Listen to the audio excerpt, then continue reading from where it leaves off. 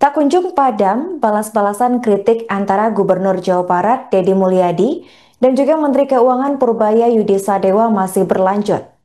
Baru-baru ini, pria yang kerap disapa Kang Deddy tersebut memberikan balasan menohok seusai disinggung Purbaya soal kerugian menyimpan APBD dalam bentuk giro di bank. Dalam respons yang dibagikan Kang Deddy di Instagram pribadinya @deddymulyadi71 pada Kamis 23 Oktober 2025.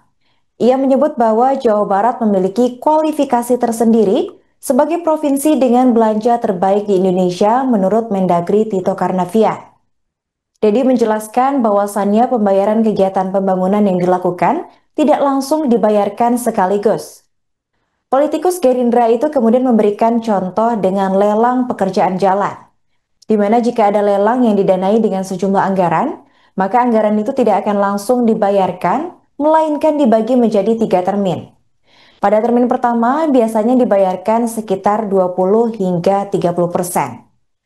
Kemudian, Deddy juga memberikan respons terkait sindiran Purbaya yang menyinggung cara menyimpan kas daerah Jawa Barat dalam bentuk giro di bank. Pertama-tama, Deddy menjelaskan alasan penyimpanan kas daerah tidak dalam bentuk deposito melainkan dalam bentuk giro, yaitu untuk menghindari penyalahgunaan oleh oknum tertentu. Oleh karena itu, menurutnya menyimpan kas Jabar dalam bentuk giro di Bank Jabar Banten adalah solusi yang terbaik. Deddy kemudian berkelakar soal cara dirinya menyimpan kas daerah yang terus disalahkan. Sembari tertawa, Deddy mempertanyakan cara yang tepat menyimpan kas daerah di bank jika bukan dalam bentuk giro. Tak mungkin jika APBD Jawa Barat disimpan di kasur ataupun lemari besi. Hal itu tentunya akan membuat daerah lebih merugi, ucap Gubernur Jawa Barat tersebut. Sebagai provinsi dengan belanja terbaik di Indonesia, itu kata Pak Mendagri. Besaran pendapatannya relatif tinggi, pengeluarannya relatif tinggi.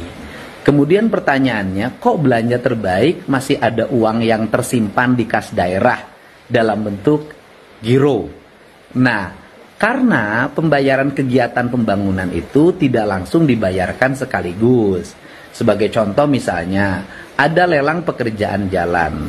Nilai lelang pekerjaan jalannya misalnya totalnya 1 triliun.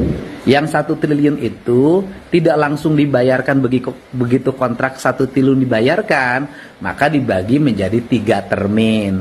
Ada termin pertama biasanya 20-30%. Kemudian termin kedua, termin ketiga. Kenapa dibikin termin-termin? Agar pekerjaannya terkendali, sehingga jasa yang diterima kemudian dibayarkan. Kalau diberikan uang langsung, bagaimana kalau nanti uangnya diserap tapi pekerjaannya tidak ada? Ini akan menjadi masalah hukum bagi penyelenggara kegiatan seperti kepala PU. Kemudian memang di provinsi, di kabupaten kota ada yang disebut dengan penyimpanan deposito on call, yaitu uang yang tersedia di kas daripada di giro sangat rendah bunganya, lebih baik disimpan di deposito. Depositonya biasanya ada yang 1 bulan, ada yang 3 bulan. Tetapi deposito itu on call, bisa dicairkan kapan saja untuk kepentingan pembangunan. Kemudian bunganya itu menjadi pendapatan lain-lain yang itu juga bisa menjadi modal pembangunan pemerintah daerah. Tidak lari ke perorangan, kembali lagi ke kas daerah. Nah, kemudian nyimpan uangnya di mana? Kalau pemerintah Provinsi Jawa Barat di Bank Jabar, disebutnya kas daerah. Kas daerahnya itu dalam bentuk giro. Nah, itulah mekanisme pengelolaan keuangan di daerah. Kemudian kalau kemarin dinyatakan di deposito itu tidak boleh karena bunganya itu takut dinikmati oleh perorangan dan kembali ke kasda, maka giro adalah jalan yang terbaik. Tetapi kalau hari ini juga nyimpen di giro juga dianggap rugi, ya barangkali tidak mungkin juga kan pemerintah daerah nyimpen uang di kasur atau di lemari besi, kan itu justru lebih rugi lagi. Nah, seluruh rangkaian mekanisme itu kembali pada persoalan pengelolaan belanja. Sekali lagi, belanja pemerintah daerah itu tidak bisa sekaligus. Serapan anggaran memang harus tinggi, tetapi harus terkendali dengan baik. Kalau hanya diserap saja tapi tidak ada manfaatnya, buat apa?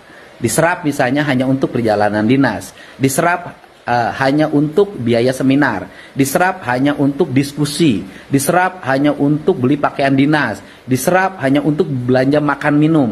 Manfaat bagi masyarakatnya tidak ada. Diserap untuk bayar listrik sehingga listriknya nyalanya lebih lama, untuk bayar air. Manfaat untuk publiknya tidak ada, kurang, bukan tidak ada, kurang gitu loh. Tetapi di Pemprov Jabar itu diserap untuk apa?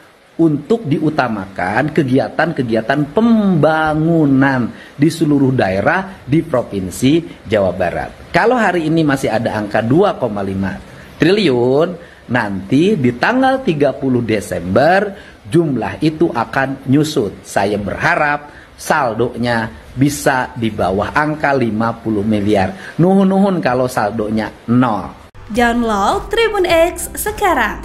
Menghadirkan lokal menjadi Indonesia.